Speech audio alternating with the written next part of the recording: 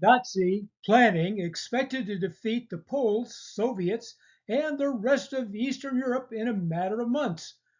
The Germans stalled on all fronts in the Soviet Union, then weather and logistics turned against them. Despite over 190 German divisions on the Eastern Front, they either surrendered or retreated toward Germany.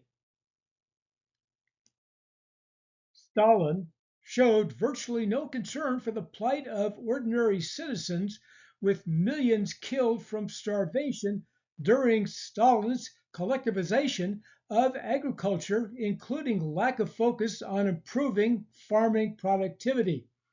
After Germany invaded, the Soviets concentrated on feeding the millions of men in the military. They were still fed poorly, but better than below subsistence peasants. Stalin started strategic offensives early in 1942, which bogged down because of winter, then rain and mud in the spring.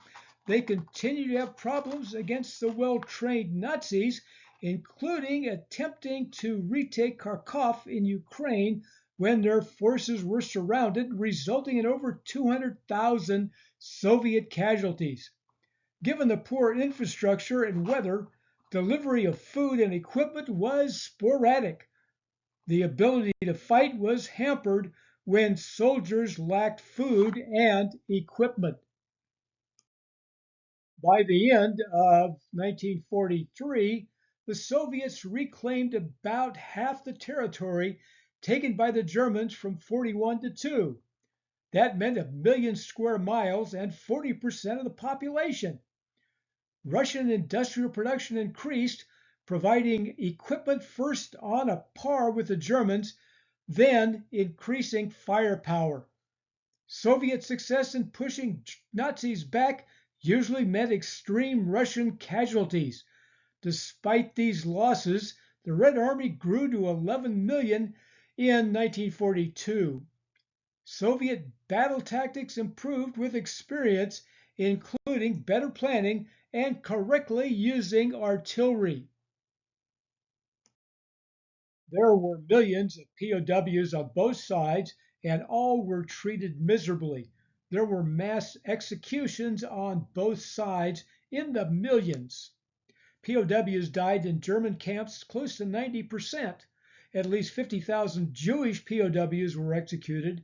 Most starved to death, either directly or through related diseases, and the neglect of or worse from the guards.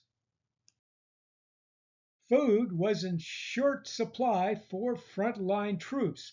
Standard fare, when available, was black rye bread, canned meats, cabbage soup, and porridge.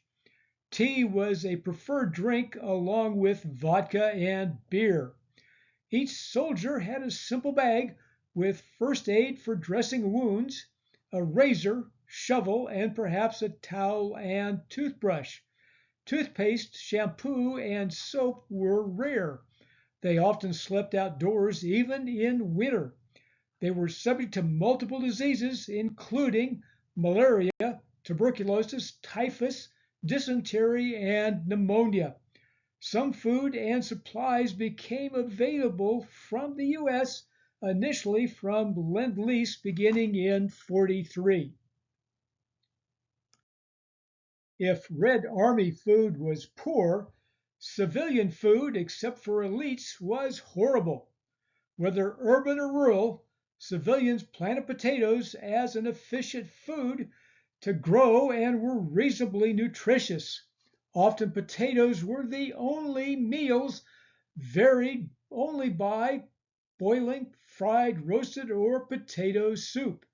As with soldiers, this lack of nutrition plus poor sanitation led to multiple diseases and more deaths. Lend-Lease from America provided some additional food, including dehydrated vegetables and eggs, meat, including lots of spam, dried fruits, and nuts. By April 1945, The Nazis had only a couple million soldiers on the Eastern Front against multiple millions of Soviets with a race to capture Berlin. Hitler committed suicide at the end of April. Unconditional surrender happened on May 7th. Soviet casualties are somewhat controversial, estimated from 24 to 27 million, with 9 to 11 million military deaths, thus about 60% were civilians. Germany suffered up to 7.5 million deaths. The Soviet Union declared war on Japan on April 8th, a month before Germany's surrender, beginning with Manchuria. American military forces had, for the most part, decimated the Japanese military and bombed much of the country, then anticipated a direct attack on the mainland. It's time to return to the Battle of the Pacific next time on Food History and Mystery.